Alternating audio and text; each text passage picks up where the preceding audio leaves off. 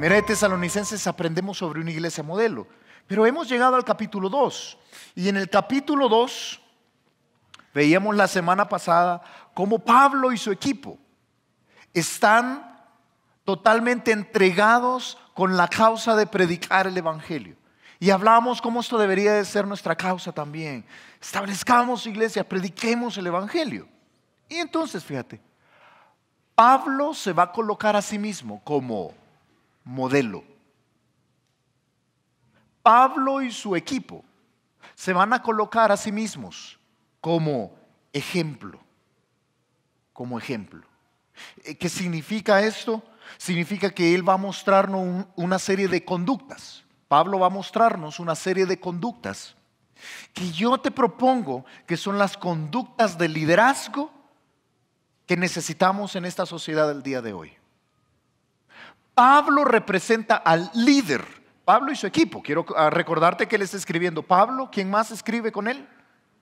Silas, ¿y quién más? ¿Quién más? Timoteo. Pablo, Silas y Timoteo. Y ellos se van a colocar como este modelo de liderazgo que yo te propongo que es escaso el día de hoy. Es un liderazgo inspirador, es un liderazgo motivador, es un liderazgo que se necesita en los hogares el día de hoy. Hombre que estás acá, se necesita en los hogares. Esposas que están acá, se necesita este tipo de liderazgo. Se necesita este liderazgo en las empresas el día de hoy, en los emprendimientos, en las empresas. Es este tipo de liderazgo el que necesitamos. Pero mayormente, este tipo de liderazgo se necesita en las iglesias el día de hoy.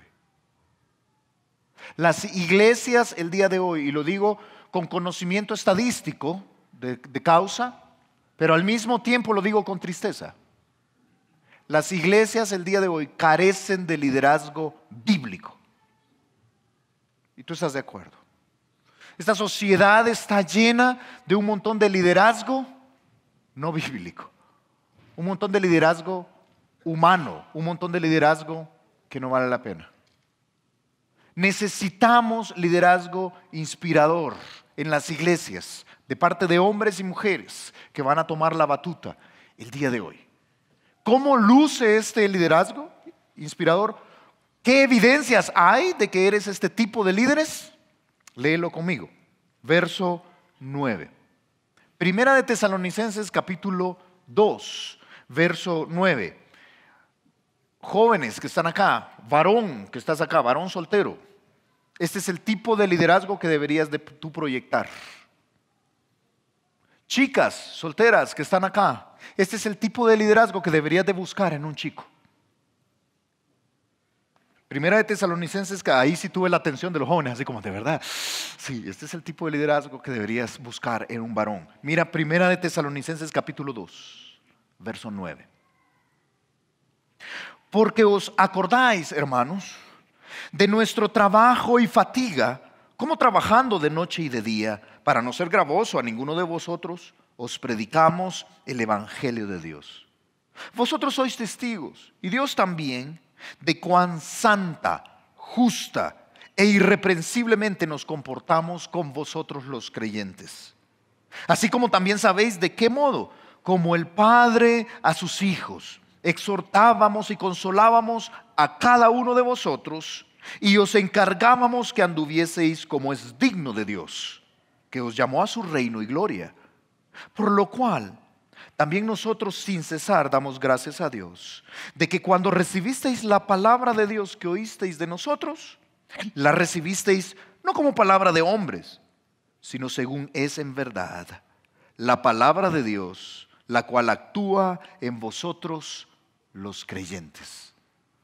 Un texto corto que nos muestra dos grandes cualidades del tipo de liderazgo bíblico que necesita una iglesia bíblica. Porque yo quiero decirte, la visión de esta iglesia, yo quiero recordártela, es que necesitamos establecer iglesias en esta ciudad.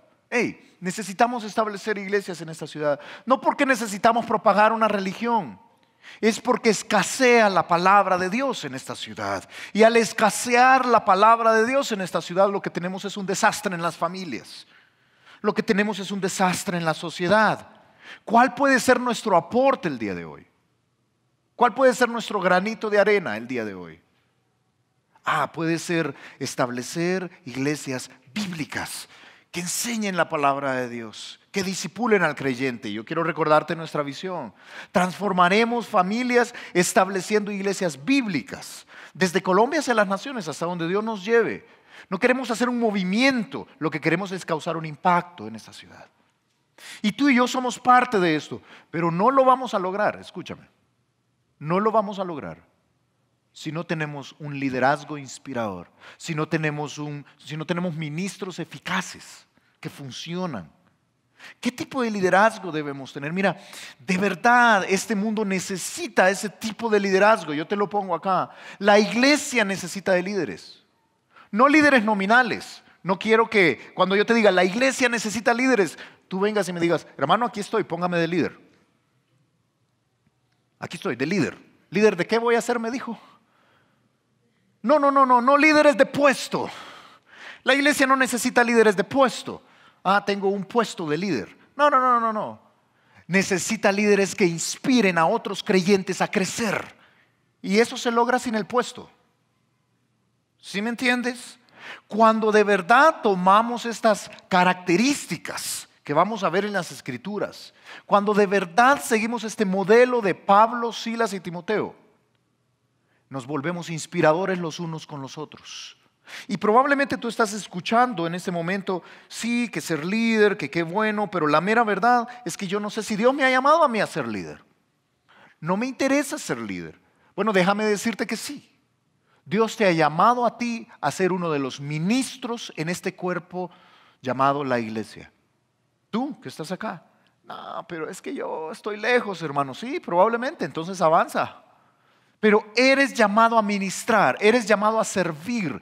Necesitamos ese tipo de líderes siervos que se preocupan y se ocupan de edificar a los demás.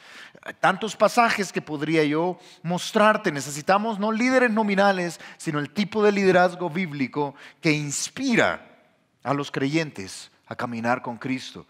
Dice la Biblia en Efesios capítulo 4, porque probablemente cuando te hablo de liderazgo, tú estás pensando, sí, usted está hablando de hermano Alex y de usted, son los líderes de esta iglesia. ¿Sabes que nosotros estamos puestos para que podamos producir en ti la capacidad de hacer el ministerio? Te lo vuelvo a repetir. Nosotros estamos puestos acá para poder generar en ti la capacidad de hacer la obra del ministerio. ¿Quién hace el ministerio? Los pastores, para eso le pagan. No, lo hacemos los creyentes. Nosotros hacemos el ministerio. Nosotros tomamos el liderazgo en esta sociedad para poder ministrar, para poder servir. Son líderes siervos. Dice Efesios capítulo 4, verso 11. Él mismo, Dios mismo, constituyó a unos apóstoles, a otros profetas, a otros evangelistas, a otros pastores y maestros. Una estructura. Dios ha dado una estructura. ¿Para qué? ¿Para qué ha dado esta estructura? Desde los apóstoles al inicio hasta pasar por los pastores y maestros el día de hoy. ¿A fin de qué? Allí lo tienes. A fin de perfeccionar a los hermanos, a los santos, para la obra del ministerio. El propósito de que estemos acá es que nos estamos perfeccionando para ser líderes, para ser siervos, para ser ministros.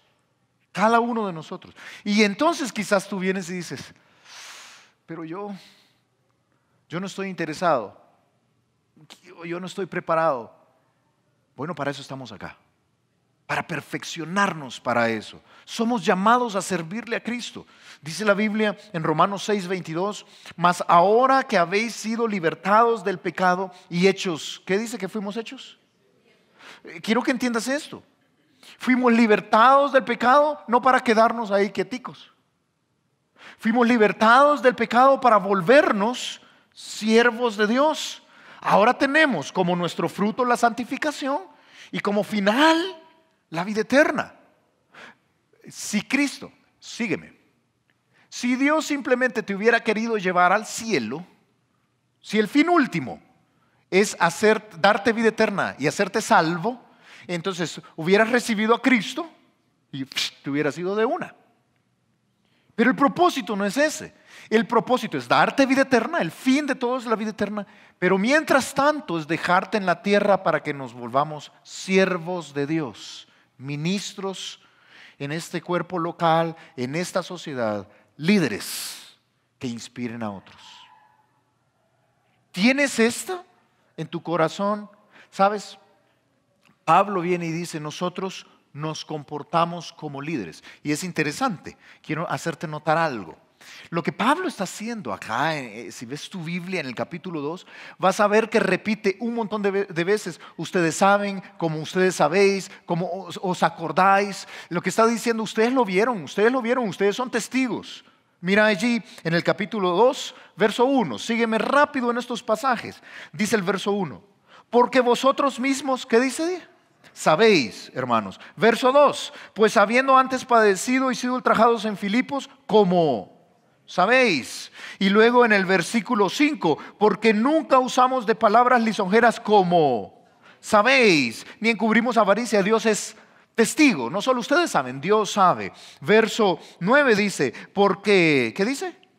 Os acordáis, hermanos. Verso 10, vosotros sois testigos, Dios también. Verso 11, así como también sabéis. No sé si estás de acuerdo. Por todos lados Pablo está diciendo, ustedes saben, ustedes son testigos, Dios también. Ustedes saben cómo nos comportamos con ustedes. ¿Sabes qué estoy diciendo?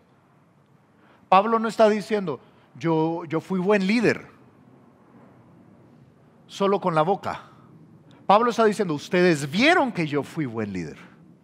Ustedes vieron cómo yo fui como ministro. Sigan mi ejemplo. Ustedes saben cómo fuimos.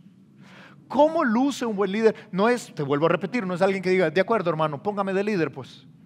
No es la posición, no es nominal. Es, ustedes saben cómo yo me he comportado.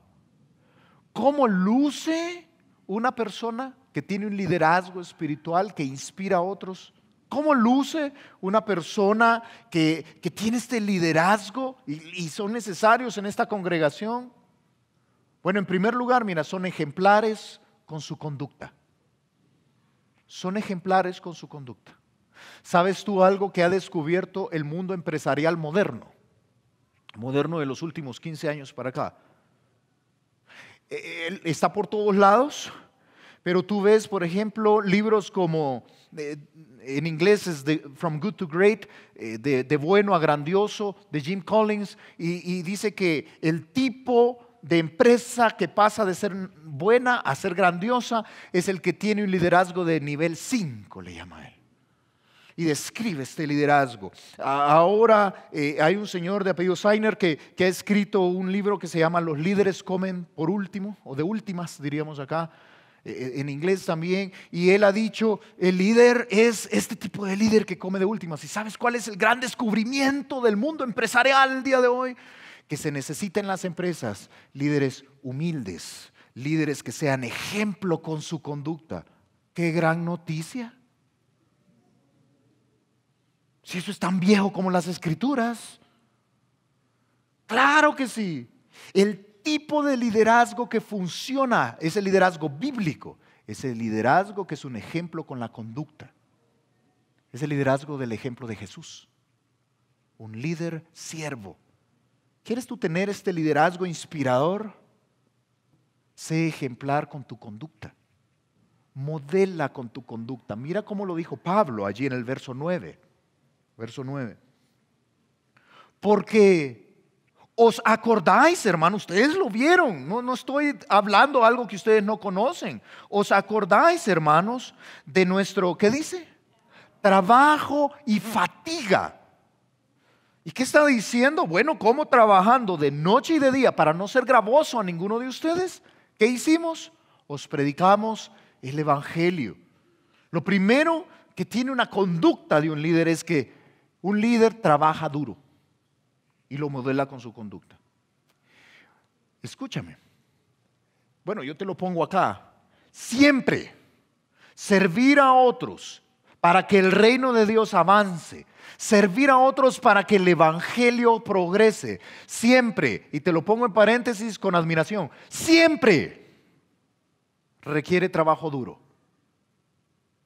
Ser líder no es para haraganes. O sea, que usted me está diciendo que yo le sirva a otros, que esté pendiente de la vida de otro, pero usted no sabe lo ocupado que yo estoy. Sí, yo entiendo.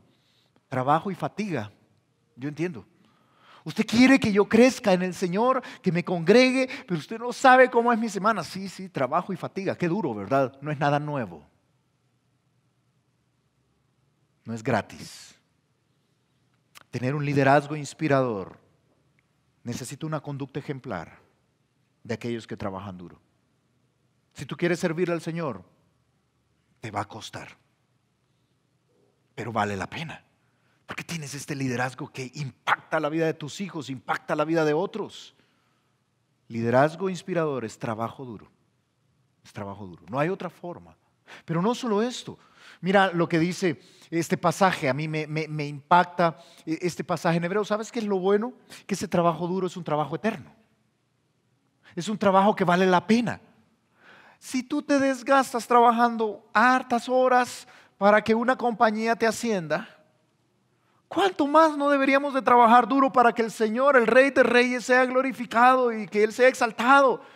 Y ¿sabes qué es lo tremendo? Dice Hebreos capítulo 6, verso 10, porque Dios no es injusto, hermano, pero es que usted no sabe cómo me toca y nadie me lo agradece. Yo vengo y hago y llevo y traigo y nadie me lo agradece. Dios sí. Dios no es injusto. Dios no es injusto para olvidar vuestra obra y el trabajo de amor que habéis mostrado hacia su nombre. ¿Hacia quién trabajamos o para quién trabajamos? Para Dios. Pero en la práctica, ¿a quién le servimos? ¿Viste al final cómo dice? Es el trabajo de amor que habéis mostrado hacia su nombre, habiendo servido ¿a quiénes? A los hermanos, a los santos y sirviéndoles aún. ¿Quieres una forma práctica de tener un liderazgo inspirador? En tu conducta tiene que haber trabajo duro para servir a los hermanos. Pero yo no tengo tiempo. Sí, trabajo y fatiga, de día y de noche. Yo entiendo. Pero es que para yo enseñar la Biblia, si yo quiero enseñarle a un grupo de niños, los maestros que están acá, y yo trabajo hartas horas, hermano. ¿Y qué quiere? De noche preparar la clase. ¿Sí? De día y de noche. Pero eso es duro, ¿sí? No hay otra forma. No hay camino suave. Es trabajo duro. Pero ¿qué otro elemento de conducta? Dice Pablo. Verso 9 dice trabajo y fatiga. Hay mucho esfuerzo. Para poder servir al Señor requiere esfuerzo. Y solo aquellos que estén dispuestos a hacerlos, solo esos impactarán esta sociedad. Pero luego dice el verso 10. Vosotros sois testigos. Y Dios también. Y menciona 3 áreas de cuán. ¿Qué dice? Mira tu Biblia. Verso 10. Vosotros sois testigos y Dios también de cuán santa. Luego dice justa e irreprensiblemente nos comportamos. ¿Sabes? Lo primero es trabajo duro, pero lo segundo es conducta santa. Aquellos que tienen una conducta ejemplar tienen una conducta santa. ¿Qué significa santa? Santa significa que estoy consagrado para cumplir aquello lo que Dios me está pidiendo. Eso es santo. Santo es que yo me he dedicado a cumplir lo que Dios me ha pedido. ¿Qué me ha pedido Dios? Que no tenga relaciones sexuales antes o fuera del matrimonio. Entonces no lo hago. Eso es santo. ¿Qué me ha pedido Dios? Que sea respetuoso con mis padres, que me sujete a mi esposo. Entonces lo hago, eso es santidad. ¿Qué me ha pedido Dios? Que ame a mi esposa sacrificialmente y me entregue por ella. Entonces lo hago. Que perdone a aquellos que me han causado daño. Entonces lo hago. No sé si ves. Y eso es santidad. Me consagro a vivir aquello que Dios me ha pedido. ¿Quiénes tienen un liderazgo inspirador? Aquellos que tienen una conducta ejemplar, una conducta santa. La Biblia habla de esta santidad por todos lados, pero te presento un pasaje. Dice 1 de Pedro capítulo 1, verso 15. Sino como aquel que os llamó es santo, así como Dios que nos llamó es santo, sed también vosotros santos en toda vuestra manera de vivir, en todas las áreas. Si Dios dice que no debe meter dinero corrupto para ganar un negocio, Entonces no lo hago en toda mi manera de vivir. ¿Por qué? Porque escrito está: sed santos porque yo soy santo. Es vivir en santidad. Pero no solo dice me comporté de manera santa. ¿Viste el verso 10? Vosotros también sois testigos, y Dios también, de cuán santa. Y luego dice justa e irreprensiblemente. Es una conducta santa, pero es una conducta justa. Justa habla, fíjate, de una persona íntegra, una persona que vive en rectitud, una persona que hace lo correcto. Te lo vuelvo a repetir: una persona que hace lo correcto. Esta sociedad necesita el tipo de liderazgo que se levanta y dice: vamos a hacer lo correcto, vamos a hacer lo íntegro, vamos a hacer lo justo, vamos a actuar con rectitud. Eso necesita esta sociedad. Un liderazgo inspirador tiene una conducta ejemplar, que se comporta de manera justa. Y yo recuerdo que yo en El Salvador estaba dando en un periodo de mi vida di una clase de ética, una cátedra de ética en una de las universidades allá. Y al estar planteando la ética, yo planteaba este tipo de comportamientos. Un liderazgo inspirador es aquel que tiene una vida de rectitud, una vida que quiere hacer lo correcto. Y en cada oportunidad, en cada clase que yo daba, alguien levantaba la mano y decía: eso es una utopía. O sea, usted me está diciendo que todo el mundo en el trancón se va en contravía para tratar de ganar espacio, y que yo tengo que ser el que va en la fila, en el carril correcto. Sí, eso es una utopía. Aquí se lo comen vivo, me decían en El Salvador. No, aquí se la montan. ¿Adivina qué vine a encontrar aquí en Colombia? Todo lo contrario, me decían. Claro, esa es la manera de vivir. Lo mismo. No, ¿cómo va a creer usted? Usted me está diciendo que a la hora de hacer negocios no debemos dar dinero corrupto. No, si eso todo el mundo lo hace. Eso es una utopía. Y sabes que en ese círculo vicioso estamos todos, y como todos copian en los exámenes, pues hay que copiar, y como todos dan dinero corrupto, pues hay que hacerlo, y como todos tienen mujeres aparte de su matrimonio, pues una canita al aire le llaman en El Salvador, creo que tienen esa expresión acá también, pues no es un problema. Y como todos están en ese círculo, ¿quién va a romper ese círculo vicioso? ¿Quién va a ser el líder que se pare y diga: no, yo soy correcto, yo sí vivo justamente?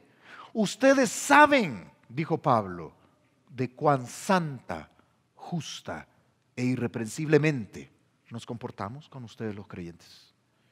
Somos nosotros los llamados a tener ese liderazgo en esta ciudad.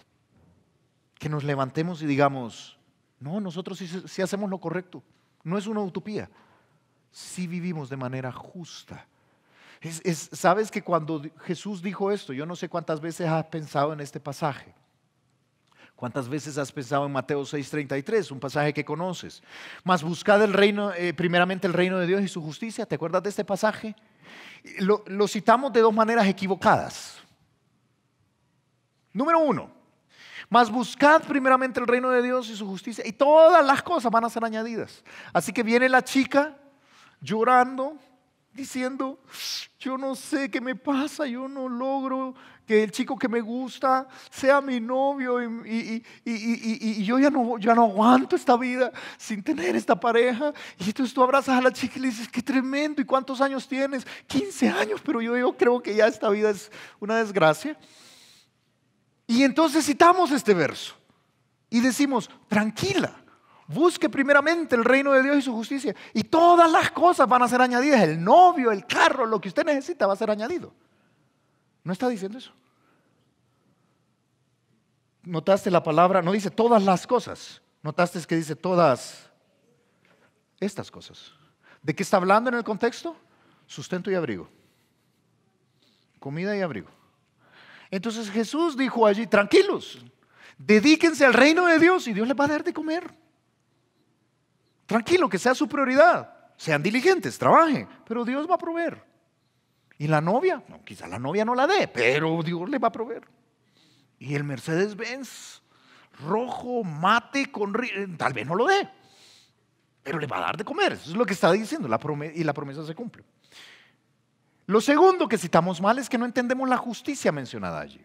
Mas buscad primeramente el reino de Dios y la justicia de Dios significa eso. El su es un artículo posesivo refiriéndose a Dios, no al reino.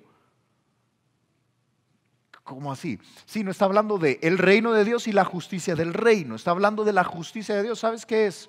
Es que realmente un creyente debería de vivir como prioridad de manera justa, como Dios es justo.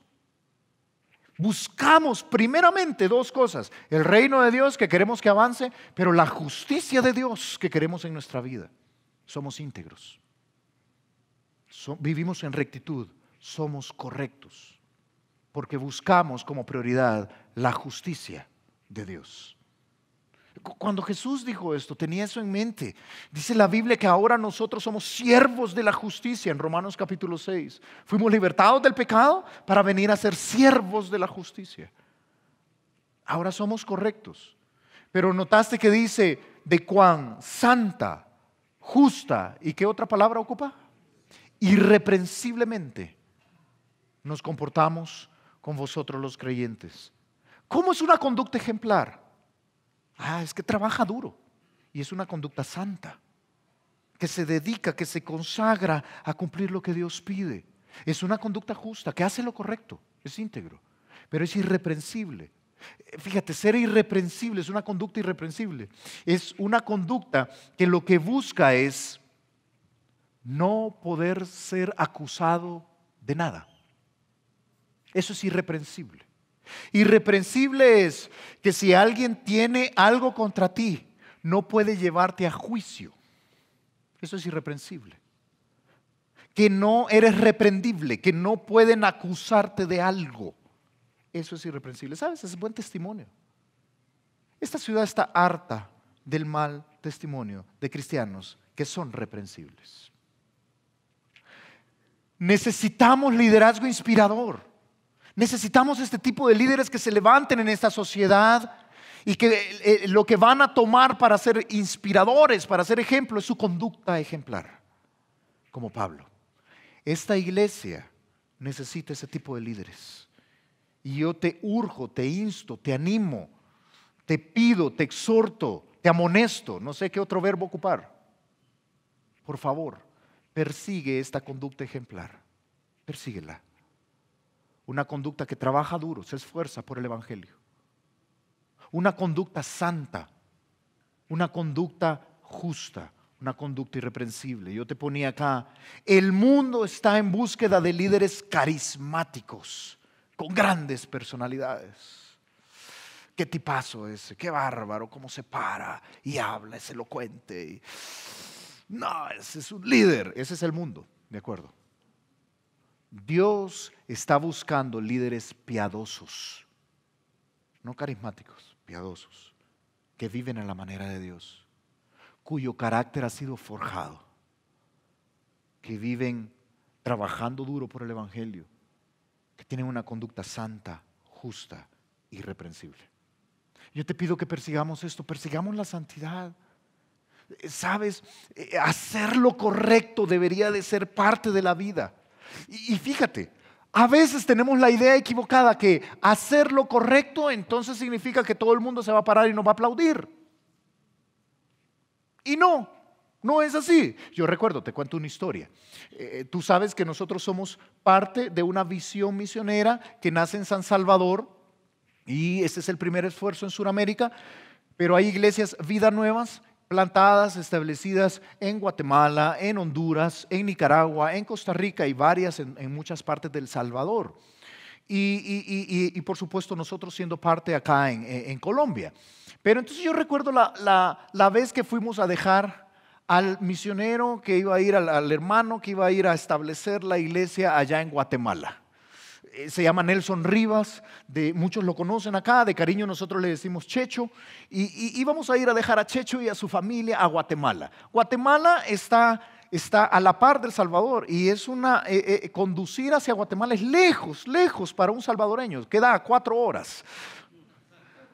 Es ahí nomás, ¿verdad? Eso lo aprendimos acá. Para nosotros es como ir a Guatemala, es lejos.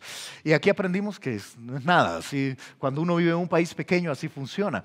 Pero entonces íbamos a ir a dejar a Guatemala, a Checho, a Nelson Rivas y a su familia. Y entonces estábamos mudando todas sus cosas, estábamos trasteando todas sus cosas. Un camión de trasteo, íbamos a cruzar la frontera y en la frontera nos detienen. Nos detienen. Y dicen, no puede pasar. Pero ¿y por qué no? Aquí está todo documentado, todo lo que nos han pedido. ¿Y qué crees que querían los policías de la aduana? Sucede aquí también, qué curioso, ¿verdad? Ok, no querían dejarnos pasar porque lo que querían era un soborno. Y comenzaron a poner todas las trabas inexistentes con tal de no pasar un soborno. ¿Sabes cuál era la forma fácil de trastear? Y vamos llevando a un misionero que va a ir a establecer una iglesia a Guatemala. ¿Sabes cuál es la forma fácil de pasar esa frontera sin problema? Hubiera sido la forma fácil. Que un hermano muy listo hubiera llegado con un billetico, se hubiera acercado y hubiera dicho, es para plantar una iglesia, hermano, ¿verdad? Tome allí, ¿verdad? Y un dinero ahí. Iba Julio y Steve allí, pastores de San Salvador. Y dijimos, no, eso no es lo correcto. Entonces, cuando le dijimos esto a los policías y a toda la gente aduanal ahí, eso no es lo correcto. Nos dijeron, wow, les admiramos. Y subieron allí lo que tenían que subir. Pasen, por favor. ¿Sabes que nos quedamos durmiendo ahí en la frontera 2 noches? Noche y casi llegamos a la otra noche. Literalmente, no teníamos dónde dormir, no podíamos dejar el camión allí, así que decidimos dormir en la calle. La primera vez que yo dormí en la calle en mi vida. Ahí no te voy a decir a la par de quién dormí porque es peligroso, ¿verdad? Y estaba yo allí acostado, pusimos unos cartones y así como, y en la calle, ahí en la frontera, y dejamos que las hermanas, o sea, la esposa de Nelson y sus hijas durmieran más cómodas en los carros, estaban más cómodas, y nosotros en la calle allí, y para hacerlo más dramático, y Dios es testigo, y te puede contar un hermano que se llama Gerardo Rogel, que estaba ahí a la par mía, estábamos ahí dormidos, empezamos a conciliar el sueño y empieza a llover. Nah. Y yo, para que veas cómo es mi sueño, yo no me despertaba. Y la lluvia encima, y Gerardo como, hermano, levántese, ¿qué pasó? Y la lluvia, terrible. Ese es el precio de ser correcto. Pero hay que ser correcto. ¿Cómo vamos a decir que vamos a ir a establecer una iglesia en Guatemala si vamos a estar haciendo corrupción en la frontera? No tiene sentido. Pero eso es tu día a día. Esa es tu vida. ¿Sabes? Deberíamos ser creyentes que tomemos el liderazgo y decir, no, prefiero morir antes que perder mi gloria, como lo dijo Pablo. Lo que tienes allí es un animalito que se llama armiño. El armiño es un animalito que, sabes, tiene una característica muy, muy interesante y es su piel. Su piel es muy deseada. Así como lo ves, así es. Esa foto la tomé yo ayer. No hay armiños acá. Pero así como lo ves, así es blanco y su piel es muy deseada. Por supuesto ahora con la protección ambiental los protegen mucho más. Pero ¿sabes que quieren cazarlos para quitarles su piel tan bonita? Pero ¿sabes que una característica del armiño es que él cuida su piel?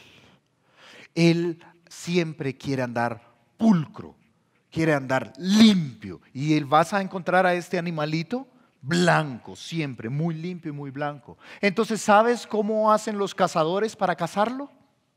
Lo que hacen los cazadores para cazar un armiño es que detectan dónde está su madriguera, es un animal de madriguera. Entonces, al encontrar su madriguera, llenan los alrededores de la madriguera de lodo, estiércol, grasa, lo que sea sucio alrededor de la madriguera. Y luego sueltan los perros de caza. Y empiezan los perros a perseguir el armiño. ¿Qué va a buscar el armiño? Su madriguera. Y al llegar a la madriguera, la encuentra sucia. Y el armiño prefiere pelear con los perros que ensuciar su piel en ese lodo que está allí. Por supuesto, el armiño pierde y muere. ¿Sabes que deberíamos de ser como el armiño? Este mundo está apestoso de sucio. Es un mundo asqueroso. Y deberíamos de tener el temple, el liderazgo, como Pablo, de comportarnos santa, justa, irreprensiblemente. El mismo Pablo escribió en 1 Corintios capítulo 9, verso 15: pero yo de nada de esto me he aprovechado, porque prefiero morir antes que nadie desvanezca esta mi gloria. No, yo no. Yo conservo mi rectitud. ¿Utópico? Sí, según algunos alumnos de ética que yo tenía, sí. Según Pablo, liderazgo inspirador. Necesitamos ese tipo de líderes que sean valientes y que tengan una conducta ejemplar. Pero fíjate, lo segundo que vemos es que ese liderazgo inspirador que esta iglesia necesita es un liderazgo que es ejemplar en su conducta, pero que es ejemplar en sus palabras. Es ejemplar en sus palabras. La manera en que habla es la manera correcta. Mira cómo lo dice el texto, verso 11. Así como también sabéis, otra vez Pablo diciendo, ustedes son testigos, yo no estoy inventando nada, no estoy diciendo que yo fui algo que no fui. Ustedes saben, dice Pablo. Así como también sabéis, dice el verso 11, de qué modo, como el Padre a sus hijos, exhortábamos y consolábamos a cada uno de vosotros. Y os encargábamos que anduvieseis como es digno de Dios, que os llamó a su reino y gloria. ¿Sabes? Aquí está hablando de la manera en que Pablo hablaba, la manera en que él se expresaba. Y vamos a estudiar otra vez, frase por frase, para que entiendas cómo es este líder inspirador, que es ejemplar con sus palabras. Es ejemplar en sus palabras. Pero yo tengo una pregunta para ti. Y aquí yo quiero que lo pienses, por favor, conmigo. Realmente, ¿cómo son tus palabras? ¿Cómo son tus palabras? Y aquí no estoy hablando de malas palabras. No, hermano, yo digo malas palabras. Bueno, cambia eso, por favor. Es desagradable y la Biblia dice que ninguna palabra corrompida salga de tu boca. Pero no estoy hablando de eso, solamente. Estoy hablando de la manera en que tratas a otros con tus palabras. La manera en que tratas a tu esposo, la manera en que tratas a tu esposa, la manera en que te diriges a tus hijos, la manera en que hablas con los demás.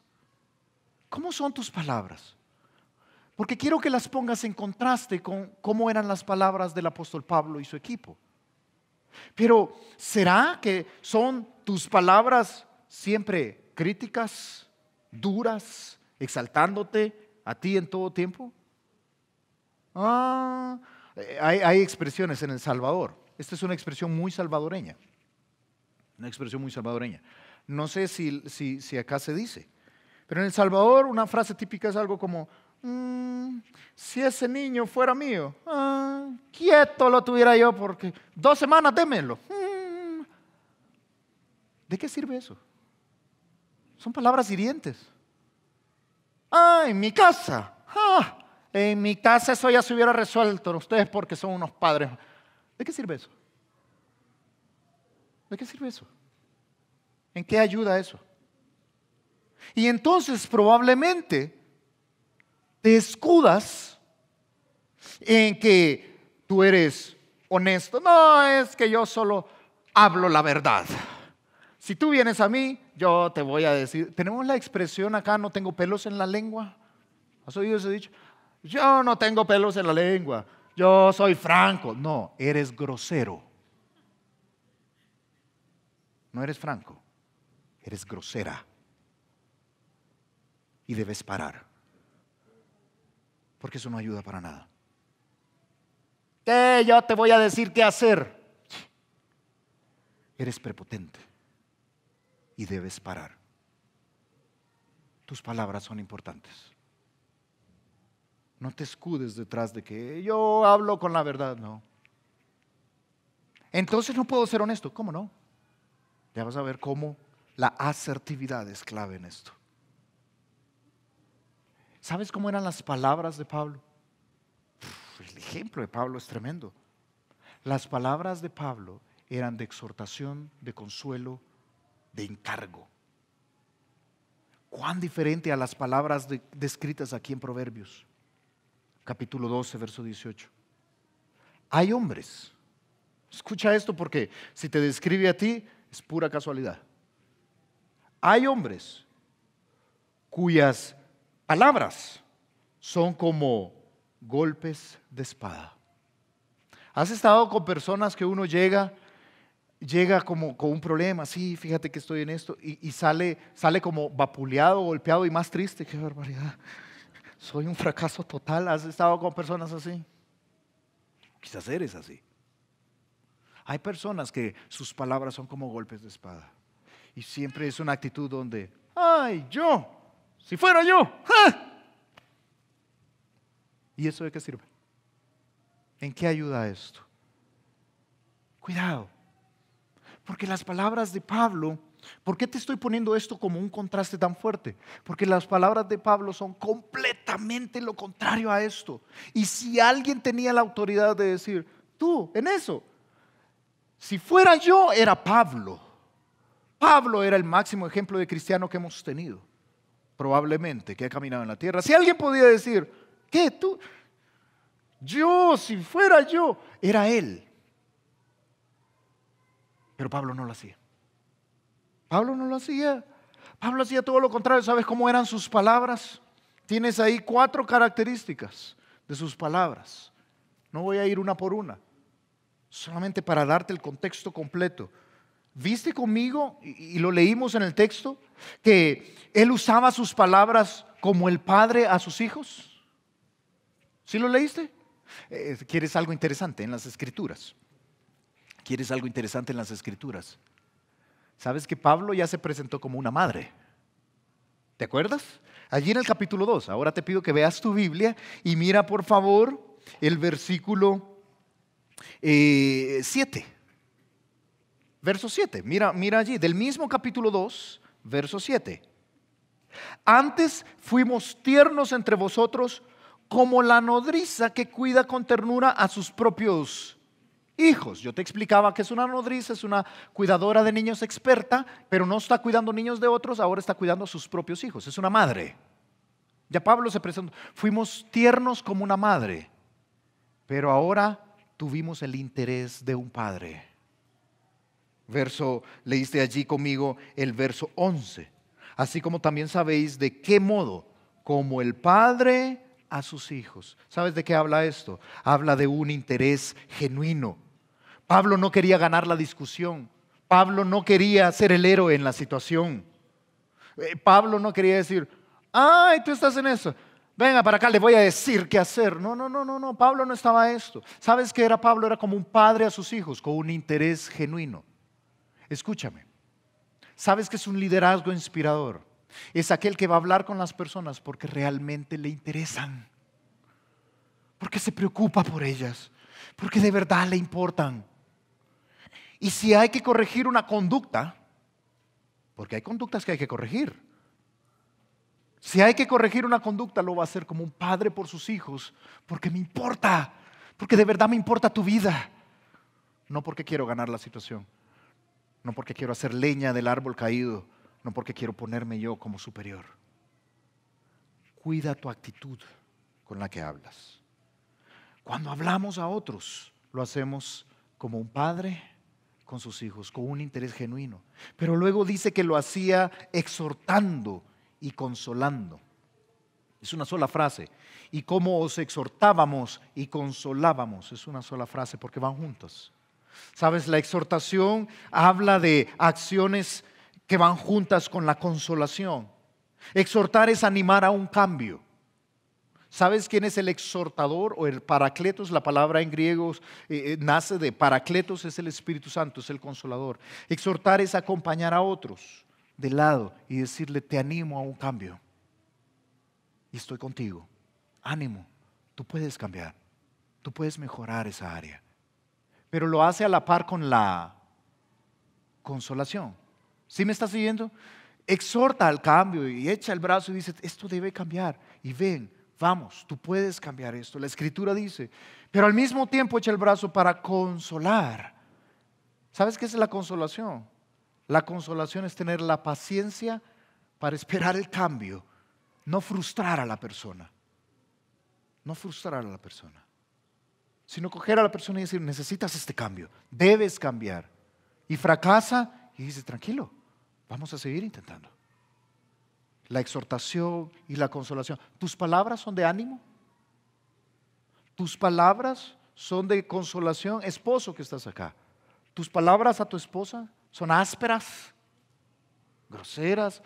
Hijos que están acá, ¿tus palabras a tus padres son ásperas o groseras o son de exhortación, de consolación?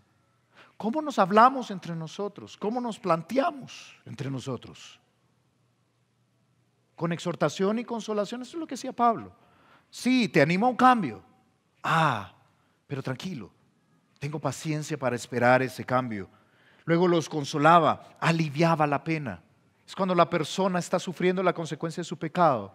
No es decir, ya ve, te lo dije, mínimo. ¿Y qué esperaba? Pues no. Es que está sufriendo la pena de su pecado. Es venir y decir, venga, lloremos juntos y volvamos a intentar. Exhortación y consolación. Es una actitud que se mide en tus palabras. Pero luego dice que, notaste conmigo, y eso sí quiero que lo veas en el texto, esta frasecita, a cada uno. A cada uno. Dice allí el verso 11. Así como también sabéis de qué modo, como el Padre a sus hijos, exhortábamos y consolábamos, que es una sola acción. ¿Qué dice? A cada uno de vosotros.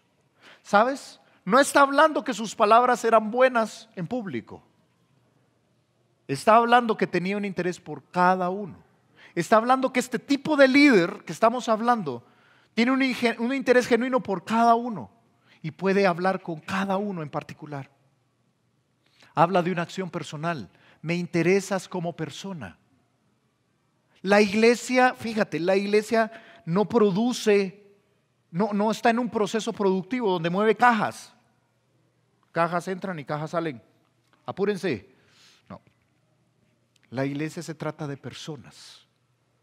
Y cada uno es importante. ¿Entiendes esto?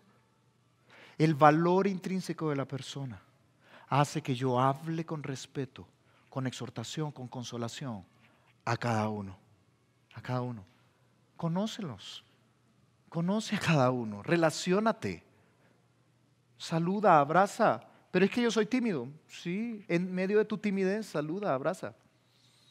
Yo te he dicho de que una iglesia, una persona le pregunta, y que yo no te veo a ti, que te relacionas con otros, es que yo soy tímido. Y ellos son engreídos. Entonces hay un tímido con 99 engreídos. ¿No será que hay 100 tímidos? Y alguien tiene que romper esa timidez. Probablemente, ¿no? ¿Estás de acuerdo? Probablemente es llegar y me intereso por cada uno. Solamente aquel que tenga esta conducta ejemplar y que sea ejemplar en sus palabras podrá llegar a tener este liderazgo inspirador. ¿Sabes qué es otro gran descubrimiento de estos libros modernos de liderazgo? Es tener un interés genuino por cada uno de tus subalternos. ¡Qué gran nueva! Pablo lo escribió hace cerca de 2000 años. El interés genuino por cada uno, exhortándonos, abrazándonos, consolándonos. Ahora fíjate, me encanta que luego dice en el verso 12, luego que les he exhortado, consolado a cada uno en particular, cada uno me importa, dice el verso 12, y os encargábamos. ¿Qué es encargar? Si yo te hago un encargo, ¿qué estoy haciendo? ¿Estás de acuerdo que te estoy dando una responsabilidad? ¿Te encargo que hagas esto? Si yo te pido, yo digo, yo no sé, vamos a coger a Einstein ahí atrás. Einstein, te encargo que puedas mover las sillas de este lado al final del servicio, por favor, te lo encargo. Y yo me voy y luego regreso y no están movidas las sillas. Le voy a decir, Einstein, ¿y mi encargo? Sí. Pero como conozco a Einstein, las sillas van a estar movidas. Y yo le voy a decir, gracias por lo que te encargué, hermano. ¿Sí lo ves? Eso es un encargo. ¿Qué le encargaba Pablo a los hermanos? Verso 12. Mira tu Biblia. Y os encargábamos que anduvieseis como es digno de Dios. ¿Sabes cuál es el encargo de Pablo? Es que no vamos a alcahuetear con el pecado. Escúchame. Hermano, usted me está corrigiendo por esta situación de pecado, pero usted me dijo que me iba a consolar. No, es que no se trata de alcahuetear con el pecado. Yo te encargo que camines como es digno de Dios, pero lo hago exhortando y consolando. Si ves el balance, es increíble. Ese es un líder inspirador. Este es un líder que esta iglesia necesita. Necesitamos líderes que aprendan a que sus palabras son correctas, que animan a otros, que es una actitud de interés genuino como un padre a sus hijos. Les consuelan, les abrazan, pero les encargan que caminen bien, como es digno de Dios. Y nos exhortamos, nos encargamos que la cosa tiene que ir bien. Es un balance. Dios no es alcahuete. No se trata de alcahuetear con el pecado. Lo vamos a lidiar con misericordia y verdad. Y aquel que aprende esto con sus palabras, qué bendiciones para esta iglesia y para esta sociedad. Se vuelve un líder inspirador. Y es que mira, la Biblia dice claramente allí que el que dice que permanece en él debe andar como él anduvo. O sea, si tú dices que estás en Cristo, debes imitarle a él, debes andar como él anduvo. Porque el andar es importante, ¿sabes? Por eso me encanta cómo termina nuestro texto y con esto terminamos. Nuestro texto termina en el verso 13. Luego que le ha dicho, miren, yo hablo de la manera correcta, soy ejemplo en mis palabras. Tengo la actitud correcta como un padre a un hijo, me intereso por cada uno en particular y exhorto y consuelo al mismo tiempo. Les animo. Son palabras buenas, son palabras que no me pongo de manera prepotente. Exhorto y consuelo habla de tengo paciencia con cada uno. Eso sí, les encargo que anden como es digno de Dios, por favor. Sí les desafío, sí les reto, pero uso las palabras correctas. Mira, usar las palabras correctas es todo un desafío. Es todo un arte. No sé si te ha pasado que tú dices, ¿por qué dije eso? No sé si te ha pasado. O, ups, se me salió. Es todo un arte. Es todo un arte. Apréndelo, porque es el tipo de liderazgo que se necesita en esta sociedad. Como Pablo. Así se edifica la iglesia. Y entonces dice el verso 13, por lo cual también nosotros sin cesar damos gracias a Dios de que cuando recibisteis la palabra de Dios, ¿qué dice? Oíste de nosotros. ¿Qué hablaba Pablo al final? Suma 2 más 2. ¿Qué hablaba Pablo al final? Cuando ustedes recibieron la palabra de Dios que oísteis de nosotros, entonces, ¿qué hablaba Pablo? La palabra de Dios. ¿Sabes? Una buena forma de cuidarnos es que hablamos la palabra de Dios. Conócela, háblala, cítala, compártela. Es el espíritu de la palabra de Dios. No son las palabras de los hombres las que cambian a las personas. Te lo vuelvo a repetir. No son las palabras de los hombres la que va a cambiar a tus hijos o a tu esposa o la que va a cambiar incluso tu propia vida. Son las palabras de Dios, la palabra de Dios. Háblala. Dice allí, ustedes oyeron la palabra de Dios. Y dice luego, la recibisteis no como palabra de hombres, sino según es en verdad la palabra de Dios. Y es la palabra de Dios la que actúa en vosotros los creyentes. ¿Qué produce una transformación en la vida de las personas? La palabra de Dios es la que actúa en los creyentes. Por eso no mezclamos la palabra de Dios. Por eso no nos interesan las experiencias de los hombres. Escúchame, a la hora de hablar con tus hermanos, animar a alguien a seguir adelante, fíjate, tu experiencia tiene lugar, tiene un lugar, tiene una posición. Pero lo que transforma la vida es la palabra de Dios que actúa en los creyentes. ¿Qué es lo que te estoy diciendo? Esto es común. Esta es una conversación común entre 2 colombianos creyentes. Viene una y le dice a la otra, dos hermanas ahí platicando: hermana, que yo no sé qué hacer ahí con mi esposo, que mi esposo, viera que no le pone atención a los niños, ni le dedica el tiempo que le debe dedicar. Y entonces ahí, yo te voy a decir qué hice yo. Cuando yo le dije a mi esposo que cuidadito ya no venía él, yo me iba ahí, viene como él. ¿Y la palabra de Dios ahí? No hay palabra de Dios. En eso lo que hubo es un montón de palabras de hombres, consejos de hombres. Son dos jóvenes hablando, diciendo: mi papá está de cansón, usted no le haga caso. Mire, yo cuando yo era... Y la palabra de Dios ahí. No sé si ves, lo que actúa en los creyentes no es el consejo y la experiencia que tú crees tener. En mi familia mi papá nos cogía y nos hincaba en maíz y nos ponía unos ladrillos y con eso se corría. Qué bueno, lo lamento por ti, sí, pero... ¿Y la palabra de Dios en todo eso?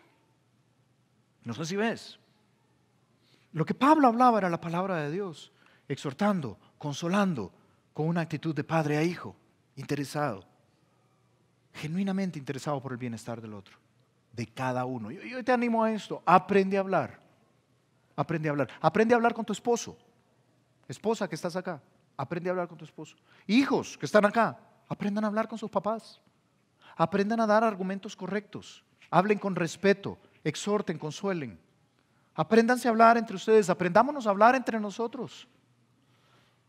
Realmente que nuestras palabras, te pido, te suplico, sean de edificación, que sean buenas. No poniéndonos a nosotros como superhéroes, cada uno, a cada cual, no. La palabra de Dios que actúa en los creyentes. Y yo te desafío a esto. Sabes, la Biblia dice que por eso predicamos la palabra. Primera de Corintios, capítulo 14, en el verso 3, dice que el que profetiza... ¿Quién es el que profetiza? Sí, hermanos, ahí hay el profeta, yo no sé, ¿verdad? Aquí el profeta Pacho, lo que aquí hace es que nos augura el futuro. No, eso no es la profecía bíblica. La profecía bíblica es: Dios dice, Dios ha dicho. Eso es lo que han hecho los profetas a través de la historia. ¿Estás de acuerdo? Jehová ha dicho, así ha dicho Jehová. Eso es lo que hacen los profetas a través de la historia. ¿Qué sigue siendo la profecía bíblica el día de hoy? Dios ha dicho. No es Dios me ha dicho en un sueño raro. Dios ha dicho. Eso es lo que ha dicho Dios, aquí está. Eso es la profecía. Y cuando hacemos eso, el que profetiza habla a los hombres. ¿Para qué lo hace? Para edificación. Y ocupa otra vez esos dos verbos. Para exhortación y consolación, otra vez. Porque cuando hablas la palabra de Dios, profetizas. Cuando hablas la palabra de Dios, edificas, exhortas y consuelas. ¿Ves la consistencia bíblica en todos lados? Aprende a hablar, hermano. Hermano, aprende a hablar. Aprende a callarte cuando es necesario callarte. Aprende a decir las cosas bien, con asertividad. Aprende a lidiar con el pecado sin dañar a la persona. Aprende a exhortar y consolar al mismo tiempo. Edifica, aprende. Porque aquel que aprenda esto será un líder inspirador. Y los necesitamos en esta iglesia y en esta sociedad. Muchas veces hay hermanos que me dicen: es que yo le quisiera decir, pues aguántese. Aguántese. Pero es que tengo razón, probablemente. Pero la forma en que lo dices es tan importante como el contenido. Aprende a hablar. Pablo lo hacía exhortando, consolando, con la actitud correcta. ¿Sabes? Solo cuando una persona se somete a la palabra de Dios, su vida mejora. Porque es la palabra de Dios la que actúa en los creyentes. La forma en que dices las cosas es tan importante como el contenido. Por favor, aprende a hablar. ¿Sabes cómo es? Yo te invito a comer un día a un restaurante y vamos a ir a comer pescado. Yo espero que te guste el pescado, los mariscos, y entonces vamos a un lugar de pescado y nos sirven este pescado. y entonces vamos a comer. ¿Te apetece ese pescado? ¿Por qué si es pescado? Es pescado, güey. Tomate tienen por ahí o algo, no sé. ¿O te apetece más este? Sí, ¿verdad? Pescado, bien presentado. Pero ambos son pescado. Ambos son pescado. ¿Estás de acuerdo conmigo que en la comida la presentación vale? ¿Alguien ha dicho que el apetito entra por los ojos? Te lo puede matar el apetito. Algo mal presentado o algo bien presentado te da apetito. ¿Estás de acuerdo que la presentación vale? El contenido es el mismo. Pescado. La presentación vale. Lo mismo son tus palabras. El contenido puede ser bueno, pero la presentación, la forma en que lo dijiste, vale. Si yo lo que le dije es verdad, yo no sé por qué está enojada. Sí que puede ser verdad, pero la forma en que lo dijiste fue grosera. No exhortaste y consolaste. Y eso no funciona. Si yo solo le dije que se ve gorda con eso, ¿te puedes imaginar? Pero es cierto, se ve gorda, hermano.